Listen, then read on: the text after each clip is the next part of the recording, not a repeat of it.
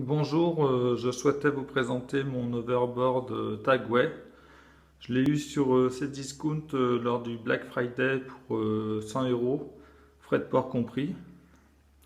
Et donc je voulais vous donner quelques conseils sur le fonctionnement et sur la prise en main quoi. Donc c'est assez simple, il y a un chargeur qu'on branche là. Il faut faire attention, il y a une petite encoche donc, qui vous indique le sens de la broche. Et à côté, c'est l'interrupteur. Donc on appuie, voilà. Il s'est mis en marche. Donc moi, ce que je vous conseille, c'est de faire comme moi.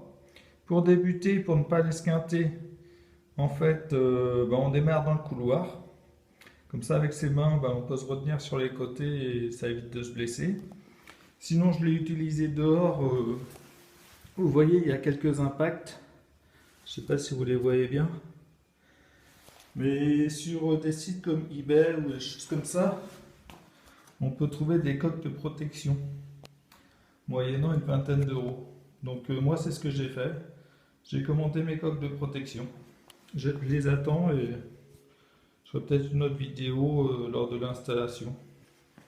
Sinon, j'ai commandé du velcro que je vais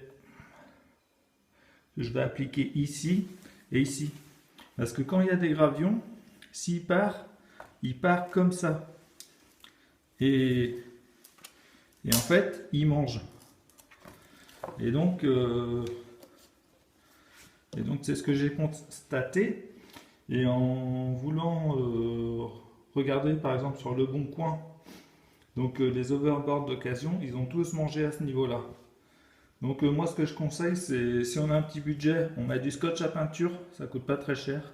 On en met plusieurs couches, ça permet de garder son produit en bon état et de le revendre plus cher si vous souhaitez vous en séparer.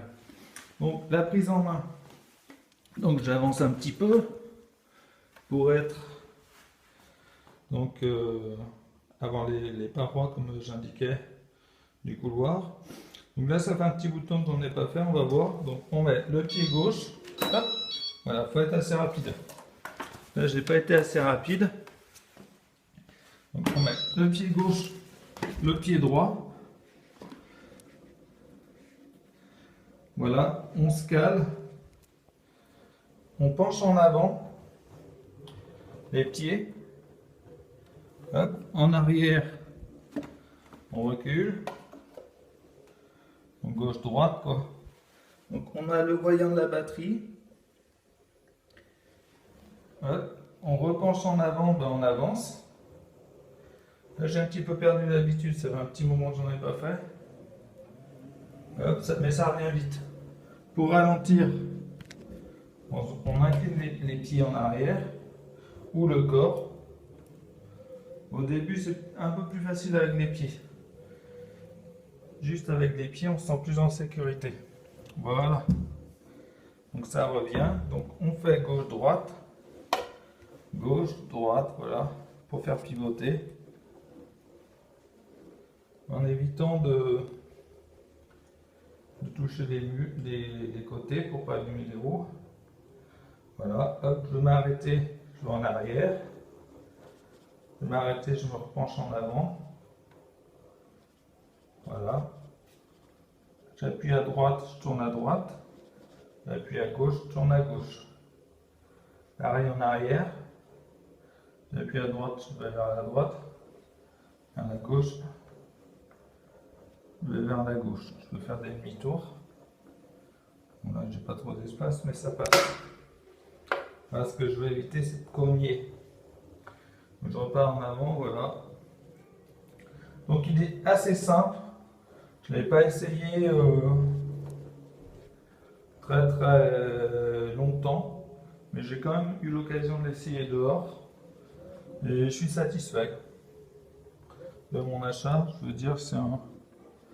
Surtout au prix que j'ai payé, je veux dire 100 euros. Si je le garde en bon état et que je me lasse, je peux le revendre sans perdre d'argent et passer à autre chose. comme un drone. Je sais pas quoi, c'est selon les goûts et les couleurs. Voilà. Par contre, une fois qu'on est dessus, ben, j'avoue qu'on n'a plus trop envie de descendre, quoi. C'est vrai que que c'est assez sympa. Du coup, ben, on est bien dessus, quoi. C'est un plaisir. Et vous voyez là, ça faisait, franchement, je l'ai acheté, je l'ai déballé, je l'ai essayé.